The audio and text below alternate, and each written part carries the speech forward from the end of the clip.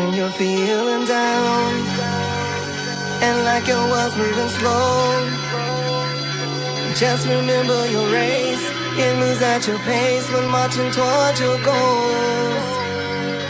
And brighter than the stars. Don't take impossible. Nothing is impossible. You're brighter than the stars. An angel, angel, angel, soaring like an eagle, eagle, eagle. Nothing is impossible. Don't take impossible. You're brighter than the stars. Good evening, everyone. Welcome to Talking with 3D right here on Plushwork TV. I am your host, Eric Durrell Dixon, and I am so excited. We have Mr. Isaac Loyal with us here today on Talking with 3D. And we're going to be talking about all the things that he's doing. First off, he is an author of the story My Dad Is. And we are going to be talking about that book, also other little things that he's been doing. But first off, introduction to Mr. Isaac Loyal. How are you doing, sir? I'm doing amazing. First of all, I don't think I can get a better introduction than that. So I'm doing amazing. How are you? I'm doing well. Listen, that's only the beginning. I do want to tell people just a little bit about my guest today, because Mr. Isaac Loyal, it's I love when I interview people and I read about them and we have so much in common. So it makes it that much easier for us to have conversations and to do an interview. But listen, Mr. Loyal, he's a special educational educator. He's a social worker, case manager for urban area in Baltimore City in Maryland. He graduated from the University of Baltimore with a bachelor's in business entrepreneurship. He is currently attending Morgan State University to obtain his master's in social work in the pursuit to become a licensed therapist. Also, he has a background in, he's an author, he's an actor, he's a rapper, spoken word artist, and an entrepreneur. So ladies and gentlemen, welcome to Talking with 3D, Mr. Isaac Loyal. Thank you. Yes. Some of those things I didn't know I did, so. Thank you for having me. Yes. So listen, let's just jump right in and talk about you being a special education educator, because this is something that is close to my heart. I have a son that's on the autism spectrum, and I adopted 3 boys. So, and we're also going to be talking about, the stereotypic, like you say, the generational importance of African-American males in our lives of our children. So I adopted 3 boys. My oldest, I adopted him when he was 5. He's now 21. Wow. My middle son, he adopted him when he was 5. He's now 13. And then my youngest, he was a year old, and now he's 8 years old. So, wow. Yes. Kudos to you. Kudos to you. That's amazing. Thank you. So being, a single father and everything, but, getting back to the, working in the special education field, it takes a special type of person. It takes a special type of person because you are working and dealing with all types of different everything. I especially like when we say the spectrum, you are working with the spectrum. Yeah, definitely. It's just not autistic children. It's different type of what I stopped saying disabilities with unique learning styles. So we have a lot of children that have unique learning styles, and we have to learn how to teach those children. So what made you interested in becoming and working with children with special, with unique learning styles? Thank you for the introduction and the question. What's really mind-boggling for a lot of people is that before I entered the realm of special education, I was a kindergarten teacher, right? I spent most of my days dancing, going over the alphabets, 1, 2, 3s, very rudimentary things. And this special education position was offered to me by someone close to me. And at first I was a little, I don't want to say standoffish, but I was a little wary about the situation or position. Just because for myself, I already had those preset biases in my head. Like this is going to be extremely difficult. And it was less about the mental capacity of students. And for me, more about the perceived behavior. Yes. I'm a big believer of, if opportunities are placed in your lap, they're placed in your lap for a reason. Correct. And I went out on a leap, and I can absolutely say, going from kindergarten to high school, and not only high school, special education high school, it's been an eye opener. And like you said, it requires a special person. It requires a person who has patience. Yes. And I think the biggest thing I have learned and gained, and I love it. I love it. Yeah. I see myself also, as a better person. Raising a child on the spectrum, I've always told people that at first, I try to make him believe the way I believed. I tried to make him see the way I saw. I tried to make him do what I did. And when I realized it was easier for me to live in his world, it clicked. I was like, it would be so much easier when I learned to live in his world. The understanding and the ease of it and the pressure of it all came off. What would you advise parents when it comes to education? What is the most important thing that a parent can do to be involved in that child's life? Because one thing I think is communication is key. What would you advise a parent? Because there's a lot of parents that they get the phone calls and, Johnny is doing this and Susie is doing this and everything. So how do they become more involved with the education system? Wow. I think that's such a great question, just because it's so concerning. Now, I'll give you a brief example. We had a parent-teacher conference where parents could openly come in and speak to any one of the teachers. And between a high school of about 400 or 500 and also a middle school of about 300, only 5 parents showed up. Wow. So extremely alarming. Just from my experience as a 5th-year teacher, and also from my personal love language, I think the best thing that parents can do, even if you aren't, I know that you work, even if you aren't actively showing up to every parent-teacher conference, affirmation is my top love language. Affirmation, telling your kids they're doing amazing, giving them that encouragement. It's been scientifically proven, even when it comes to cheerleaders at sporting events. Affirmation automatically fuels and releases certain endorphins that provide that next step level for a lot of children. So even people you're watching, even if you can't come to every event, talk to your kids, give them affirmation. I love you, you're doing great. You got this B, you can get an A. You got a C, you can get a B. You got a D, don't worry, you can get a C. And you would be surprised about how much that does. I had one student. He's a ELL student, so he's completely ESOL. He struggles with learning English. And throughout this first quarter, he struggled.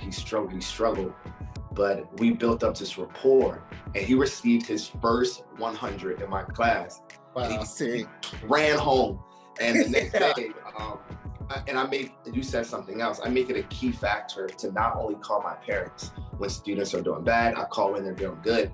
And his mom was, oh my God, he came home the other day, he was so excited, and he's ready to learn the next day. So I think affirmation is so strong, but it's often overlooked. And one thing I want to say also is affirmations for the parent.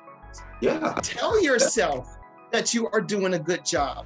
Tell yourself You know, I was made for this. Right. So therefore, when you are then, it's easier for you to give the affirmation to the child. Yes. So learn to know that, you know what, you were chosen for this. There's a reason.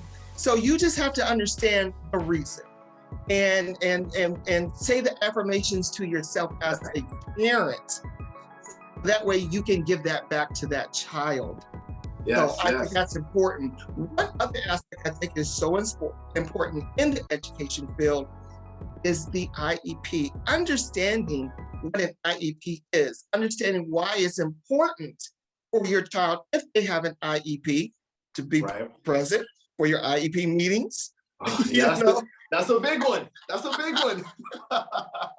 Please show up to your IEP meetings. Yeah, so explain that to our watchers, our listeners, that they understand what is an IEP and why is it important, because there's so many services that your child and a lot of our parents don't know how to start. Yeah. All right, so we have this IEP, this individual education plan, and it's so helpful. It is the easiest way I can explain it, it is a bundle of free resources for your child. And I mean, when I say a bundle, I mean from every class to certain supports in class, push and pull that's taking your kid out, making sure they're okay, making sure they're not experiencing any overwhelming anxiety.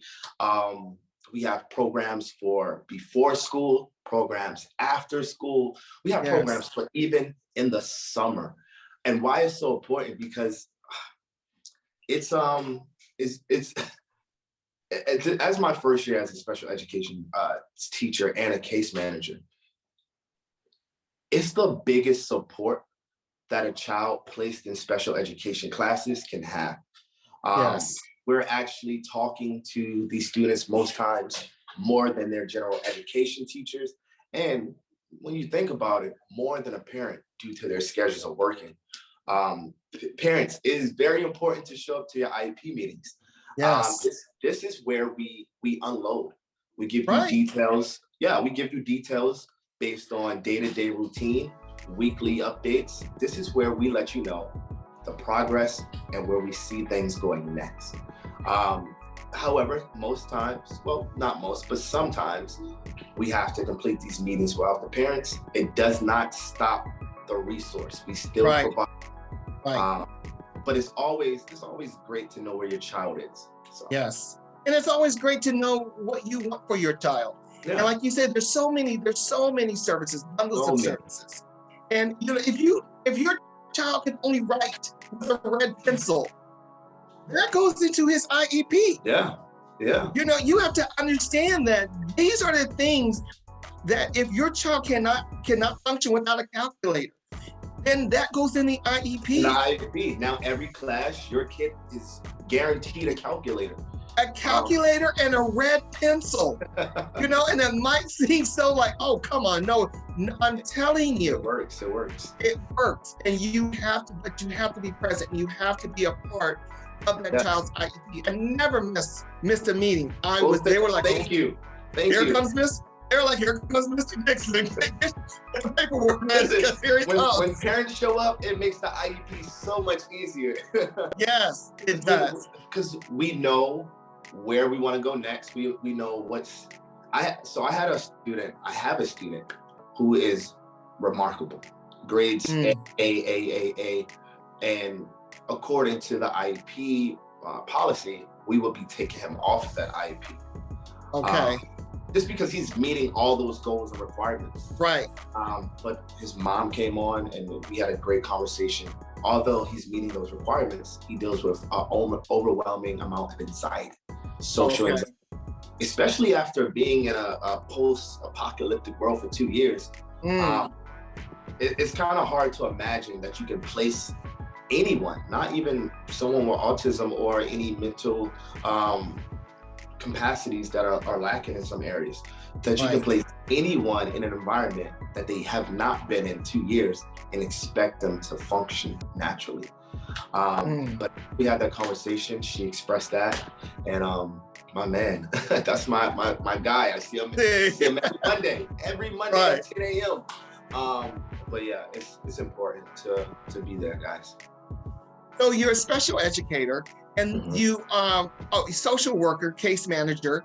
Also, you want to become or working to become a licensed therapist. Yes. As a licensed therapist, you will be working with Mhm. what kind of genre? What kind of field do you want to go into as a licensed therapist? Yeah, it would be urban families and youth. Okay. So just coming from my background, there is a test. There's an ACEs assessment. And this assessment is 7 questions that kind of allows you to present your profile based on your past life. Mhm. And it lists these traumatic experiences and how risky your life can be as far as jail time, progression in life success. And I took the test personally for myself because I wanted to know. And in my past, I had hit every traumatic experience as far as homelessness, starvation, mental abuse, sexual abuse, all these things that I know how I felt growing up and not having that outlet or release. So automatically, I already knew that this was the community that I wanted to service. Okay. Because I felt like if I had that when I was younger, then it would have made life a lot easier for me. Yes. And it's the thing is that we don't have that. And we always discuss that within the Black community, we are so afraid of the word therapy. Yeah. We're so afraid of the word therapy because of the fact that we don't want to tell our business. Yeah. So that's a big thing. So how do we educate our community about therapy, about learning the fact that at times it's not about always discussing your business, but it's about moving to the next level. I always truly believe you're always going to have your past. Yeah. But how do we move from that to the next level and understand that we don't have to carry it with us, but we know that it's there? Yeah. I think actually, I know the numbers have been substantially increased. This new generation, we believe in therapy a lot more than the previous generation before us. You know, it was back then like, don't you go out this house, don't you tell my business, you good, suck it up. But I can say this new generation, they want to talk. And I think progressively we have created this openly discussed world where now everyone can be a bit more vulnerable. And it's amazing. It's amazing. And do you think that that's due to social media also? Oh man, I don't know. I think social media is like, an angel and a devil, you know? Yeah, it is. Obviously, it has its perks. Right. But I feel like a lot of depression comes from social media. It's the comparison theory where I see something and now I have to compare myself to it. So I think it's give and go. Yeah. As far as more, and predominantly, I would say African Americans being increasingly involving themselves in therapy. I just think that older generation that had that stern look has now they're not as prominent anymore. Right. So now we are creating or developing our own values. And now I preach therapy to all my friends. Like, if you don't want to talk to me, talk to somebody. I honestly, I believe, and this is just me, I believe that everyone from birth should be given a therapist. Yeah.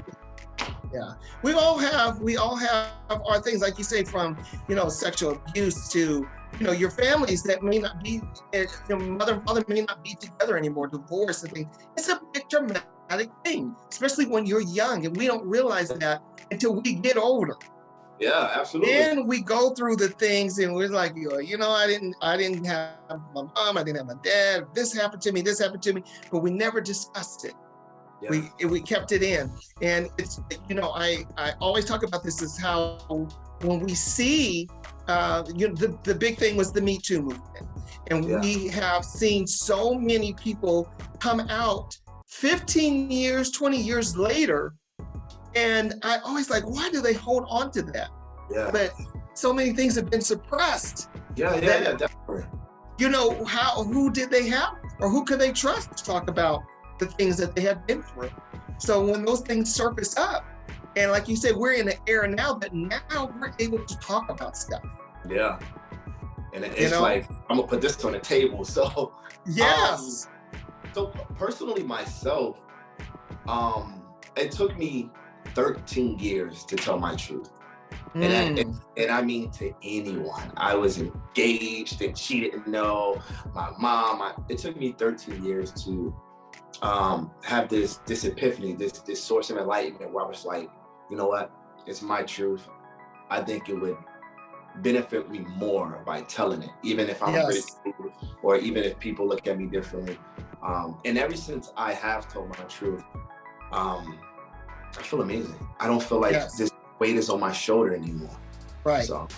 Your truth is for that purpose. Yeah. And it's also to help somebody else. Yes. Because like you said, everybody's not going to understand your truth. Right. And everybody's not going to accept your truth. But if it's just that one person, then your truth was meant to be told. Absolutely. It was meant to be told. Yes. Listen, we're going to take a quick break. We're going to be right back. Listen, I am here having a great conversation. This is Isaac Loyal, and we're going to be right back. You watching Talking with 3D. This is Real Talk for Real People. We'll be right back. Don't go anywhere. The pandemic kept me away from my audience. The vaccine is slowly bringing it back.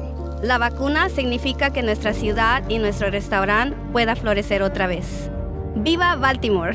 These young men in our communities, I tell them to go get vaccinated so they don't bring COVID home. I care for the sick every day.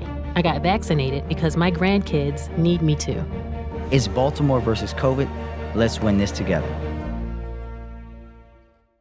Ladies and gentlemen, we are back. I am here with Isaac Loyal right here on Talking with 3D. Special education educator, social worker, case manager. He's an author, an actor, a rapper, a spoken word artist, and an entrepreneur. I'm telling you, this is right here when we always talk about, when we talk about when we don't do anything, this man's story alone, I love to see and hear that people are taking charge of their lives and not sitting back thinking, I woulda, coulda, shoulda. So, we thank you for it. When we are talking about the education, to see our brown-skinned men in the education field, especially in adult education, we're needed. Yeah, we are needed there. So for you to do that, I say thank you very much for, even taking on that role and knowing that you were needed in that field. So thank you for that. Listen, let's talk a little bit about you being an actor, a rapper, spoken word artist. What got you into being an actor? Now that's, again, one of my fields. I have a passion for writing. I do stage plays. I'm into acting, all of that. So that's my niche right there. Yeah. So I started this whole genre of entertainment a long time ago. I had a middle school teacher, and during those times where I was just going through things, she noticed it. I never said anything, she just noticed. And she gave me this journal. And she said, you know what? It doesn't matter what you write about. Whenever you feel like you need to put something down, write. And poems turned to spoken word turned to rap. And that kind of like, it became a therapeutic release for me. So I used to love it. I still love it. I just don't pursue it anymore. Okay. But it was a great part of my life that allowed me to express myself. For acting, I always wish I had like a better story because I hear other people's stories and they're like, I've always wanted to act my entire life, or I met this famous actor and he shook my hand and I knew right there. No, not at all. I was at home and I was watching Remember the Titans. And Okay. I'm a huge Denzel Washington fan. And for me, that role was so captivating. I was like, wow, like he's done it again. Right. This is insane. And I'm a big believer of, if you have an idea, don't let it just sit, do it. So that Right. day, I was like, I'm gonna be an actor. I don't care what I need to look up, I'm gonna be an actor. And I went to an audition that same week. Okay. I did horrible. I should have never acted again after that. It was the worst audition. And if anyone would like to cringe, it's still on YouTube to this day. It's not on my page. So there you go. You're welcome, people. Right. But And you know I gotta do my research, so you know I'm gonna go look it up. Right. But I stuck with it. I stuck with it, and by the grace of being blessed, my first role was with BET, and I did a role on BET called Criminals at Work, and that was 5 years ago, and I've been acting ever since.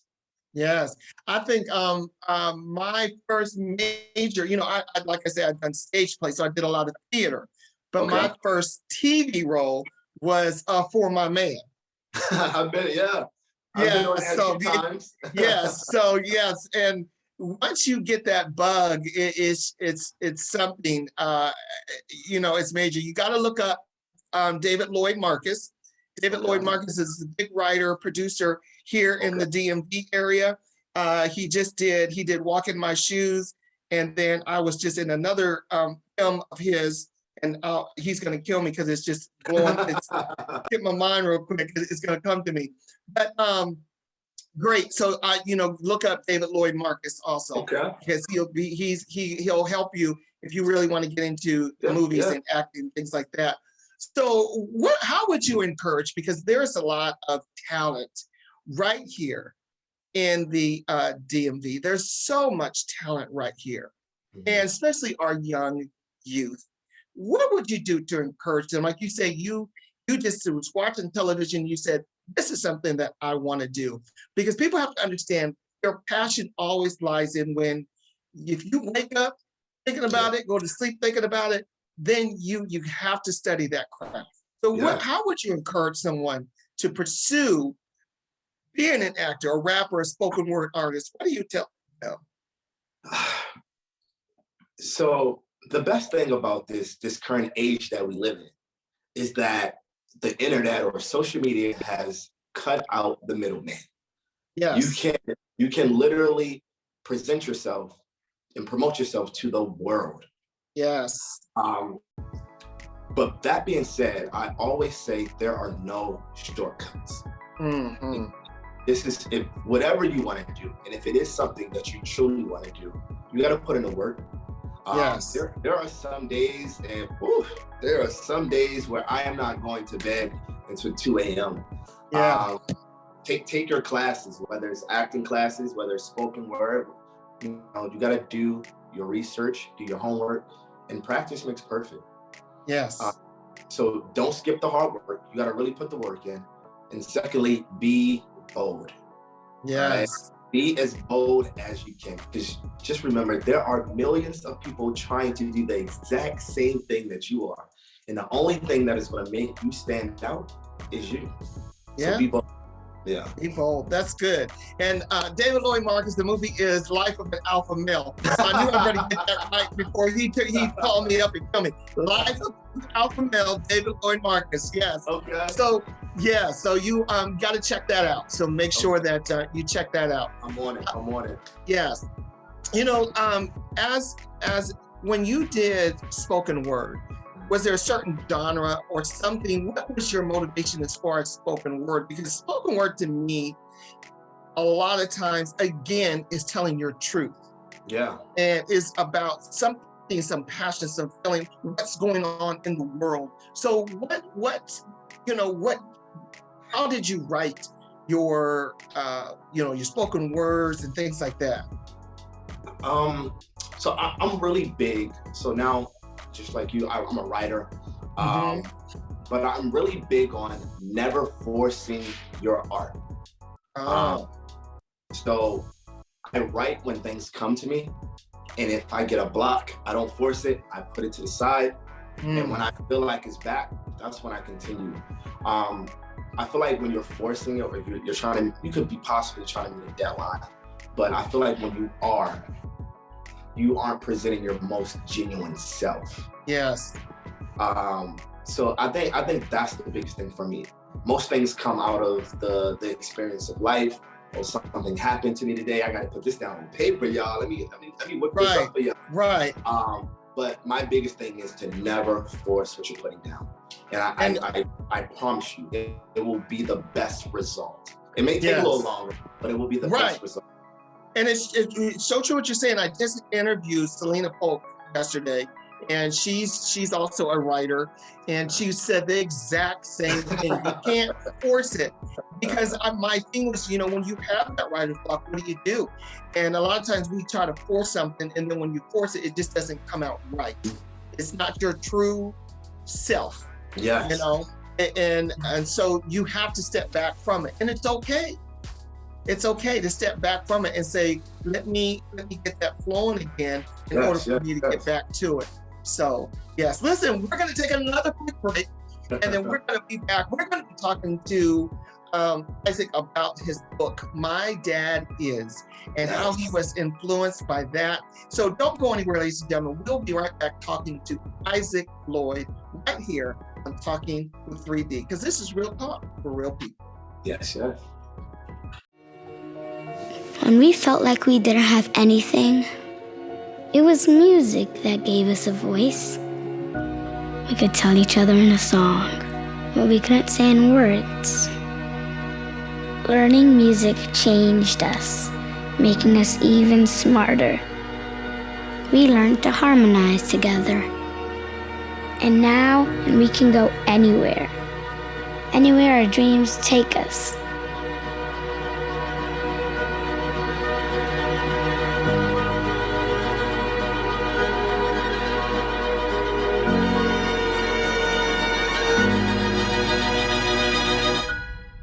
And ladies and gentlemen, we are back. I am here with Isaac Loyal, and we are talking about him. He does everything, ladies and gentlemen. So you got to keep up with Isaac Loyal. We're going to tell you how to contact him and everything. Right now, we're going to be talking about his book. It's called My Dad Is. My Dad Is. It's a playful, crafted, yet modern representation of the existence of the generational importance of African-American males and the lives of their children. And I'm not going to give away everything, because I want him to talk about this book and what it means. What is My Dad Is? Wow. My Dad Is, it's not just a book anymore. When I came up with this idea, it started just as that, just this little inkling in my mind. But once I got it to paper, I knew it was a movement. Like you said, it's a representation of the existence of Black dads in their children's lives now that are often neglected or overlooked by the world, not even just media, but the world. And the numbers prove that over the last 10 years, Black dads have increasingly been in their children's lives. But if you leave it up to media, if you leave it up to the outside world, we're sacrificially crucified to the point where you would never think that Black children have Black dads. Right. Yeah, by the census, that we are non-existent. Correct. We are not in the lives. And as we were talking earlier about the education system, I have seen more Black fathers coming to the school to represent their children. So, even if they may be from a broken home, a Black father does exist. Right. And there are still families that exist with the mother and the father. Yes. So we have to give light to our Black men, our brown skinned men. We have to, because it's important to stop socializing them with guns and everything bad that comes with it. There's some very good men out in the world, Black, brown, face fathers that do so much Yeah. in Yeah. our children's lives and in the world in general. Absolutely. Absolutely. You know, so I'm talking to one right now. So we have to give, you know, our kudos and our flowers at this time and not wait until it's too late to say, well, you know, he was a good man. We have to give those and lift up our brothers now, today, because our young children are watching that. So I know that you said, like, what the dad movement, what is the dad movement? What do you want to accomplish with that, about the dad movement? Okay. So first, I'm not a dad myself, but like all my kids, I'm Right. dad. But Okay. For the dad movement, it's more of a. I believe that if you teach a child something, by design, they will eventually believe it. And so far, all we have, and I'll say we, because when we are absent from fixing a wrong, then we provide to that problem. Right. So what we are providing to our children now is the presence that dads aren't present, or Black males are not present. So what this movement is to provide an awareness to the world. Okay. That, hey, these things do exist. They're going to continue to exist. We're doing our thing. We make Black magic look good. And by the way, for the fathers who are not there, this is what it should look like. Yes. But not only that, we implant with this message, we implant to younger minds that I am not a criminal, but I am I am a Black boy that will be a Black dad. So you're building up this mentality that combats what's already been given to us. Right. And it's you start young so you can positively brainwash. So it's planting that seed. Yeah. And planting it to our younger generation. We have to plant that seed. Yes. And not just plant it, you gotta water it. Because you gotta water it to watch it grow. You gotta nurture it. You gotta give it that sunlight. You have to tell them those affirmations. Yes. And bring that all together so you can bring that, bring what you are nurturing and just watch it blossom into something great. I'm glad you used the word nurturing. Obviously, I'm biased because I wrote the book. I think it's an amazing book. Yes. But I think the book does a great job at allowing not only Black fathers, but allowing fathers in general to humanize themselves. Like often the role of a dad or a father is stern and non-affectionate, but this provides that opposite. It says it's okay to hug your son. Right. It's okay to kiss your son. It's okay to give that affirmation, that nurturing aspect that we often only see from mothers. Right. Yeah. Yes. So what inspired you, not being a father and wanting to educate men to be proud fathers? What inspired you to say, I want to put together something, I want to create this movement, and then came up with My Dad Is? So what was the inspiration behind the whole movement? Yeah, I get this question a lot because I'm not a father, and people then always ask, well, how is your father? And I always say, my dad was an in and out dad. Like one day he was in and the next day he was out. Okay. So what truly inspired me is that I'm a very self-aware person, and I saw the damage being done to our community. And by our community, I mean the Black community. And often we try to fix problems here at the top of the tree when we should be fixing problems down at the root. And I wanted to create something for our next generation to know that it's okay to be there for your child, to know that it's okay to be vulnerable for your child, to know that it's okay to have your own self-validation and not seek validation from society. Wow. Yeah. So the story is it's about a 6-year-old. Yes. And they show the book, My Dad Is. My Dad Is. So it's about a 6-year-old that he's crippling view of society that often criminalizes African American fathers. So he is trying to. So, and is his name Chase? His name is Chase. His name is Chase in the book. So Chase, he sees African American men as one way. Is that what we? I don't want to give away too much. No. I want people to get the book. So when I first developed the book, I wanted society or anyone who has the book to obviously be aware of the perception that is placed on us. Mm-hmm. But then I wanted to take that away by showing you only through the ocular lens of a child. Because a child doesn't see dad doing wrong. So I named the book My Dad Is, and for a while I was gonna leave like My Dad Is underlined, but I was like, forget it. But I left it My Dad Is because my dad is a doctor when he kisses my boo-boos. My dad is a chef when we're in the kitchen, we're cooking breakfast. Okay, my dad is a mailman when he takes my letters and he says, you know what, Santa's gonna see these later. So for a child, they're not seeing everything that the media is presenting until they're a bit older. Right. So it's like somebody tried to call me, y'all. They tried to call me, y'all. So that child is not seeing those bad perceptions till they're a little bit older. So I wanted the world and children reading this to see through the innocent eyes of a child.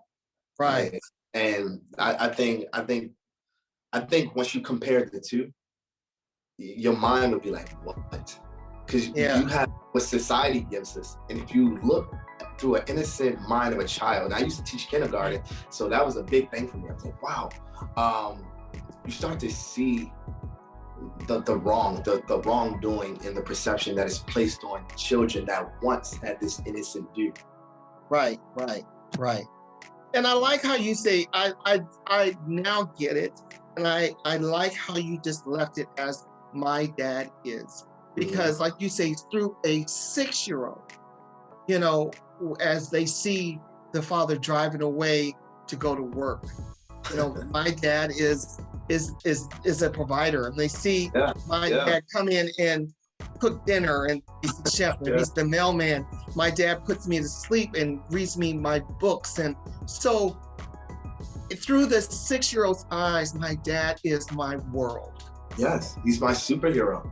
He's it. And my father, he passed away when I was in my 20s. I was 21, but my dad was my everything to me. Yeah. You could not tell me anything wrong about my dad, and my dad did everything wrong. But in my eyes, like you said, he was my superhero.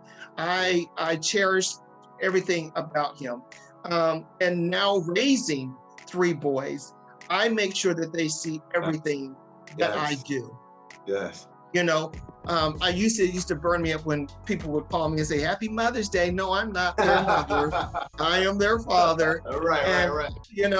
I can't, I'll never be able to do what a mother does for a child. I can only do what a father does for a child.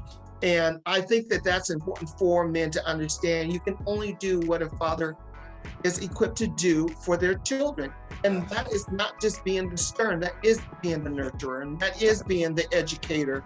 And that is, going out and doing the football, bringing them in and showing them how to wash clothes and cook and to clean and things. So there's so much things that we as men have to teach our young boys, to teach our young girls, because our young girls will go out and look for somebody just like you. Our young boys will go out and treat somebody just like you did. Yeah. So it's a repeating cycle that continues. It's a repeating cycle. So listen, where can everybody find My Dad Is? All right, guys, if you want to find My Dad Is, and you should, it can be found on Amazon. You can go in and type My Dad Is. My name is Isaac Loyal, so you'll see it. And please, if you do decide to purchase the book, leave a review. Let me know what you think. Your reviews help me with the next book. Your reviews help me with the next steps. So everyone, please go on Amazon and order your book, My Dad Is. All you have to do is type in My Dad Is or Isaac Loyal. Isaac Loyal. Go on Amazon. I want you to do it right now. Right now. And go and get your book, My Dad Is. And I think that every father, I think every household, every mother should get this for their young child, because again, it's important.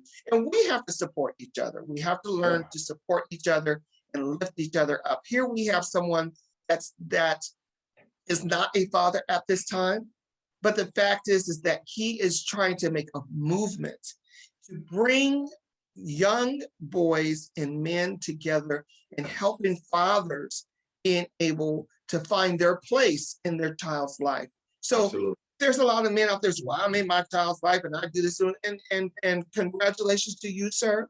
Congratulations to you, ma'am. But the thing is this, we can always do something different, something better. But you know what? The best thing we can do is to support each other. Yes. So I want you to make sure that we support Isaac Loyal, because men like this that are going out and you don't hear about them gang banging and doing things like that, but he's trying to do something to make a difference in our lives. So please support it. Go on Amazon. My Dad Is available right now. And you also go out, do guest speaking as well. So if someone wanted to have you come out and be a guest speaker, how can we find you as well to do that? Yeah. So it's been amazing. This week kicked off our school tour. So Monday, today, Thursday, we'll be at Curtis Bay Elementary Middle. And oh man, it's been amazing sitting there reading to kids and seeing their reactions to everything. So yes, if you would like to book me to come to your school, your daycare center, I don't care if you're renting out a hall and you just got all your kids there, contact Rochelle Management at Gmail. So that's ROCHELLE Management at Gmail. She will get back to you. We are also doing a partner fundraiser with My New Book Inc. It's a nonprofit that delivers free books to kids. So we are doing a wellness read. Kids who come out to Montebello Lake on April 9th and work out, you will get a free book. Wow. Yeah. Ladies and gentlemen, April 9th. Don't forget it. Mark your calendars. Listen, Isaac, we are going to have to partner together. I have a nonprofit organization called the 3D Foundation, and I work with families and children that are on the autism spectrum. Okay. So I think there's a lot great that you're doing that I can surely we can partner together and do some great things to, again, uplift the community and change the way things and the way people see of what goes on within special education and working with young children and fathers coming together. So the movement, I would love to be a part of it and be a part of what you're doing. So I appreciate everything that you're doing, and I want to keep encouraging you to keep doing, because I know a lot of times we feel like it's not happening or no one's paying attention. They are. They are. So I want to encourage you to keep on doing what you're doing. So again, tell everybody where they can find Isaac Loyal. All right, guys. So you can find me on Facebook at Isaac Loyal, just like a loyal person, or you can find me on Instagram at My Dad Is the Book. Just that simple. My Dad Is the Book. Again, ladies and gentlemen, please go on Amazon. Get the book, My Dad Is. It is available. Yeah, we have some great things coming. Please. Yeah, so we're going to keep you informed. I'm going to post some things. Also, what you're doing on my talk, Talking with 3D. So check my page, Talking with 3D, and we'll keep you updated of what Isaac is doing as well. So Mr. Loyal, thank you so much. I appreciate you being on Talking with 3D. And we will order the books and we're going to get them out there to these children. My Dad Is at Amazon right now. Ladies and gentlemen, this is Isaac Loyal. We appreciate you, sir. Ladies and gentlemen, thank you so much for watching Talking with 3D, because this is real talk for real people.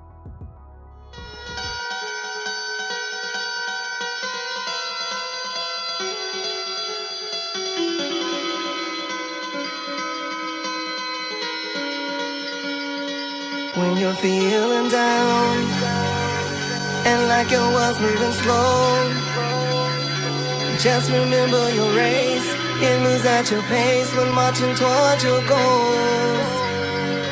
And